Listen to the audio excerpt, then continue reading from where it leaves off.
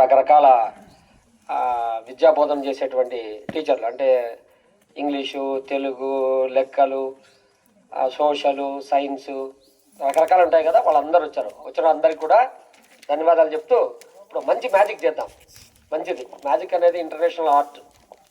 వీళ్ళు హరికథలు చెప్తాడు, పెద్ద ఆయన బుర్రకథ చెప్తాడు అని చెప్తాడు, కానీ మ్యాజిక్ రాదు. ఆయన నాకు మ్యాజిక్ వస్తుంది, నాకు హరికథ రాదు, బుర్రకథ రాదు, నేను చెప్పలేదు కదా.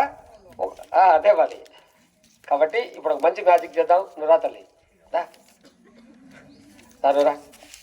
మాయమైపోతావు నువ్వు బాబా. మీ ఫ్రెండ్ పిలుచు. మీ ఫ్రెండ్ ఎవరు? సుస్మిత అంట. రాకా రా. సుస్మిత నువ్వు పూర్తిగా మాయమైపోతావు. ఎవరు? హిందూ అంటే ఎవరో. వద్దు నువ్వు వద్దులేమ్మా, ఏం కాదులేమ్మా. రామ్మా ఇట్రా. ఏదా నన్ను పిలిచొద్దు మే అంటుందా ఇటు ఈ పక్కన తల్లి. ఏం పేరు నీ పేరు?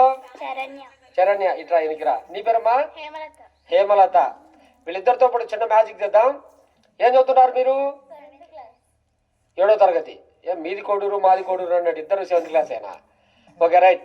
సరే 7 తర్వాత 8, 9, 10 ఫస్ట్ ఇయర్, సెకండ్ ఇయర్. ఆ తర్వాత డిగ్రీ. బాగా పెద్దగా అయిన తర్వాత ఏం చదవాలనుకుంటున్నారు, ఏం కావాలనుకుంటున్నారు? సాఫ్ట్వేరా? సత్యం కంప్యూటర్స్ పుణ్యమా అని, కరోనా పుణ్యమా? అంతే మరి. ఇంట్లోనే మా వీధిలో కూడా ఒక 4-5 మంది ఉన్నారు. అంటే మా వాళ్ళు ఇంట్లోనే ఉండి చేస్తారంట పని. మీరమ్మా మీకే ఉద్యోగం? ఒకసారి గట్టిగా చప్పలు కొట్టండి అమ్మాయికి.